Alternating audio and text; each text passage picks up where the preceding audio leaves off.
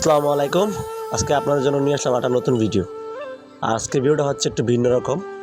এটা হচ্ছে আমাদের এলাকার একটা নতুন রাস্তা হচ্ছে, অর্থাৎ এক কথায় বললে চলে যে পুরাতন রাস্তা নতুন করা হচ্ছে। এই রাস্তাটি আগে একবার হয়েছে, কিন্তু প্রথমবার ছিল তাই বেশি একটা উঁচু করতে পারিনি, তাই বর্ষাকালে পানি আসলে পানির নিচে ডুবে যেত। কিন্তু এবার দ্বিতীয়বারের মতো রাস্তা করা হচ্ছে। আশা করা যায় এবার যতটুকু হয় ইনশাল্লাহ আজও আর হবে, যাতে রাস্তায় পানি না ওঠে। আসলে এই রাস্তাটি হচ্ছে আমাদের জগৎপুর প্রত্নদর্শনীপাড়া ও তালুকপাড়ার জন্য একটি শিকড়।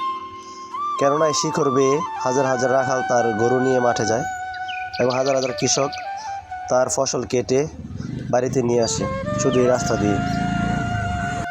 যখন রাস্তাটি ছিল না তখন আমাদের কৃষকের ধান নিয়ে আসতে খুব কষ্ট হতো, কেননা ধান ক্ষেতের আঁকা বাঁকা মেটো পথ দিয়ে আমাদের প্রজা নিয়ে আসতে হতো। তবে ইনশাল্লাহ এবার আশা করা যাচ্ছে যে আমাদের কৃষকের একটু কষ্টটা কম হবে, কেননা রাস্তা এবার উঁচু হচ্ছে, চওড়া হচ্ছে, আজর হচ্ছে, তাই মনে অনেক শান্তিও লাগছে।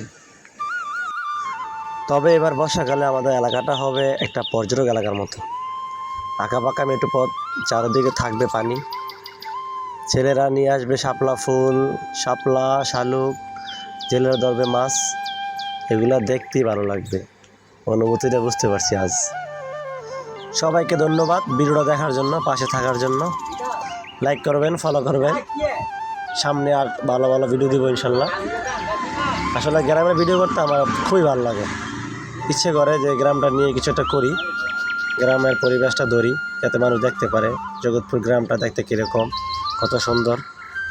আসলে পরিবেশ নিয়ে আমার খুব খুব ভালো লাগে ভিডিও করতে, তাই দোকানদারির ফাঁকে ফাঁকে একটু ভিডিও করি। কে কী বললো তা নিয়ে চিন্তা ভাবনা করি না, কারণ মানুষ কত কিছুই বলবে।